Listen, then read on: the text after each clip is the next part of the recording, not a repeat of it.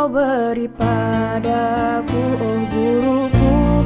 Engkau pahlawanku yang mencerdaskanku.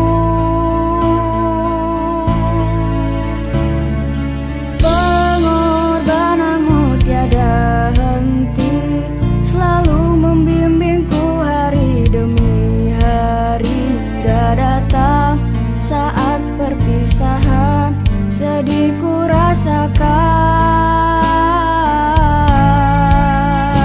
Guruku, ku ucapkan terima kasih padamu.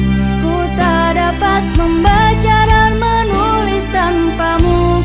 Segala jasamu pasti akan selalu terkenang di hatiku. Guruku, ku ucapkan terima kasih padamu. Tidak ada arti hidupku tanpa hadirmu. Di setiap sujudku kan mendoakanmu. Semoga syurga Allah menantimu.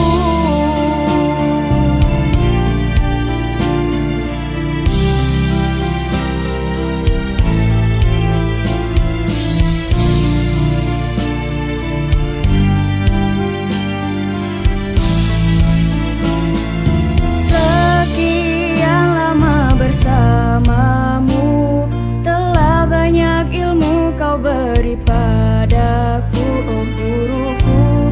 Engkau pahlawanku yang mencerdaskanku.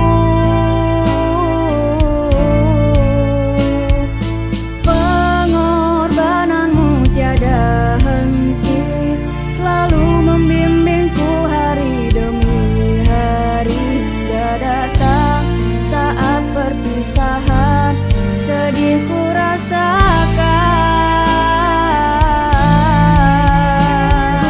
Guruku, ku ucapkan terima kasih padamu. Ku tak dapat membaca dan menulis tanpamu. Segala jasamu pasti akan selalu terkenang di hatiku.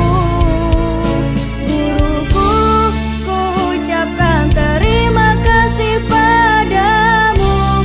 Ku tak dapat membaca dan menulis tanpamu. Segala jasamu pasti akan selalu terkenang di hatiku.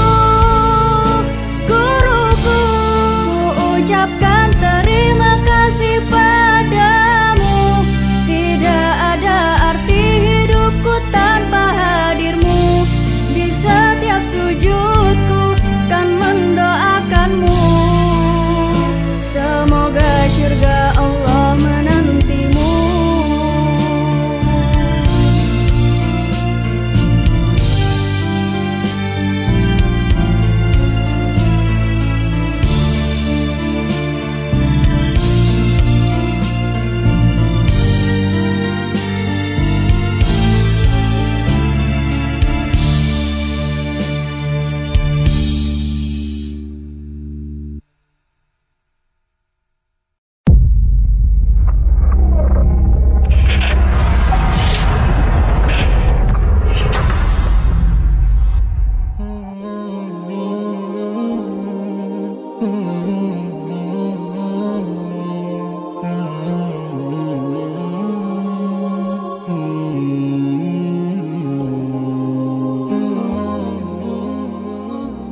Assalamualaikum warahmatullahi wabarakatuh, sahabat Filah. Kembali lagi bersama channel Kacamata Dakwah. Islam adalah agama yang membawa rahmat dan mengajarkan umatnya untuk berbuat kebajikan. Fungsi agama Islam dapat dirasakan apabila umat Islam menjalankan kewajibannya.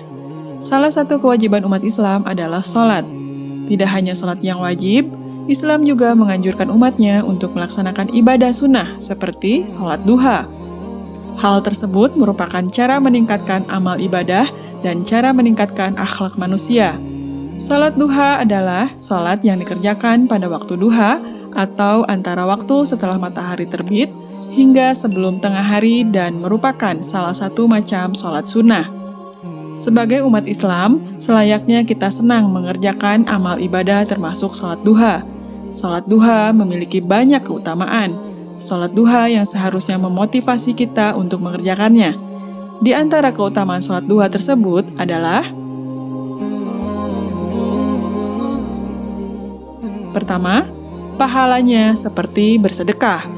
Mengerjakan sholat duha memiliki nilai yang sama seperti nilai amalan seperti keutamaan sedekah. Sedekah yang dimaksud adalah sedekah yang diperlukan oleh 360 persendian tubuh kita, terlebih jika kita ikhlas mengerjakannya.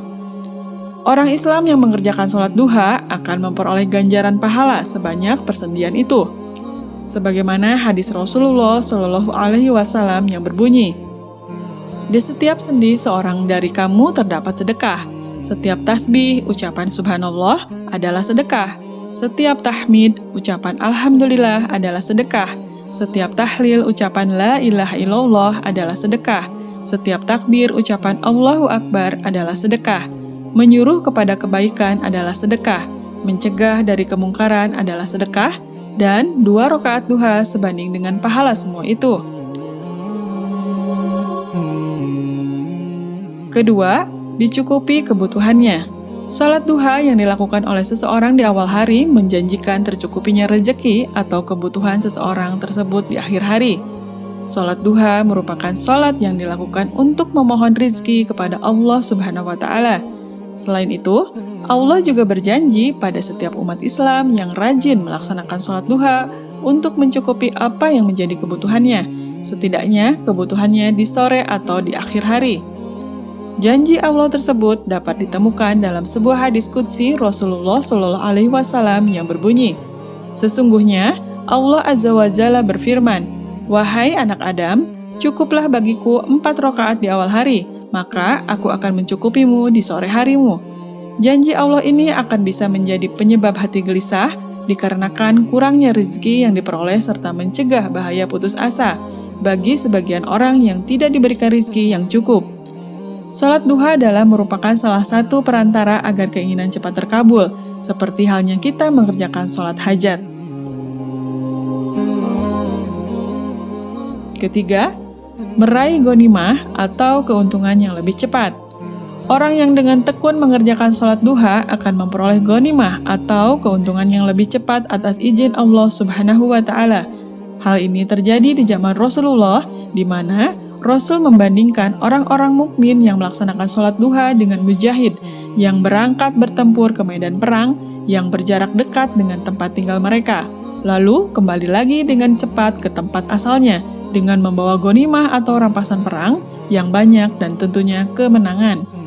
Hal ini merupakan motivasi untuk mengerjakan amal ibadah serta usaha untuk bertawakal kepada Allah Subhanahu wa Ta'ala karena manfaat tawakal amatlah besar. Rasulullah pun menimbang bahwa keuntungan yang akan diperoleh oleh mereka yang melaksanakan sholat duha akan berjumlah lebih banyak dibandingkan dengan keuntungan yang bisa diperoleh oleh para mujahid tersebut. Hal ini sebagaimana sabda Rasulullah Shallallahu Alaihi Wasallam yang berbunyi, perolehlah keuntungan atau ghanimah dan cepatlah kembali. Mereka akhirnya saling berbicara tentang dekatnya tujuan atau tempat perang dan banyaknya ghanimah atau keuntungan yang akan diperoleh dan cepat kembali karena dekat jaraknya. Lalu Rasulullah Shallallahu Alaihi Wasallam bersabda, maukah kalian aku tunjukkan kepada tujuan paling dekat dari mereka, musuh yang akan diperangi, paling banyak ghanimah atau keuntungannya dan cepat kembalinya? Mereka menjawab, ya. Rasul berkata lagi, barang siapa yang berwudu, kemudian masuk ke dalam masjid untuk melakukan sholat duha, dialah yang paling dekat dengan tujuannya atau tempat perangnya, lebih banyak ghanimahnya dan lebih cepat kembalinya. Keempat, diganjar dengan rumah di surga.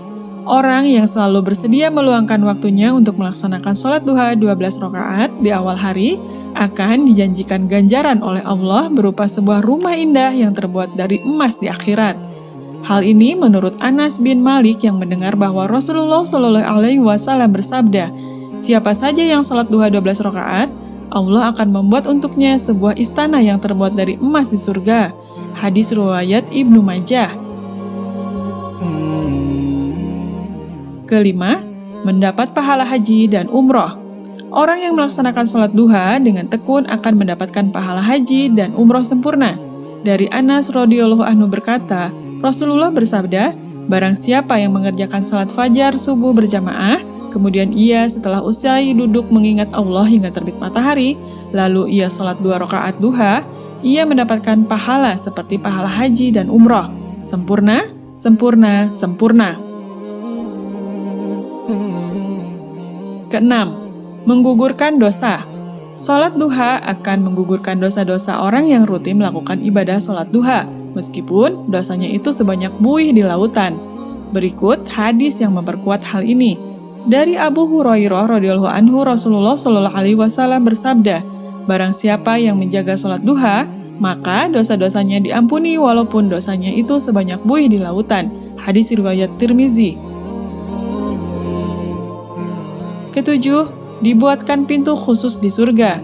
Keutamaan lain yang dijanjikan Allah bagi orang yang tekun mengerjakan sholat duha adalah bahwa dia akan dibuatkan pintu khusus di surga kelak, yakni pintu yang dinamakan pintu duha.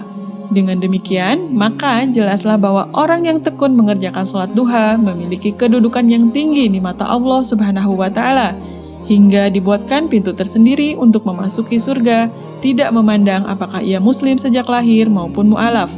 Rasulullah bersabda, dari Abu Hurairah radhiyallahu anhu, Nabi Muhammad SAW bersabda, sesungguhnya di surga ada salah satu pintu yang dinamakan pintu duha. Bila datang hari kiamat, malaikat menjaga surga memanggil, mana ia yang melazimkan sholat duha? Inilah pintu kalian, maka masukilah dengan kasih sayang Allah. Hadis riwayat Tabrani. Semoga dengan mengerjakan sholat duha kita mampu menambah kadar keimanan dan fungsi iman kepada Allah Subhanahu wa Ta'ala dapat tercapai dalam hidup. Demikian yang dapat kami sampaikan, semoga bermanfaat. Wassalamualaikum warahmatullahi wabarakatuh.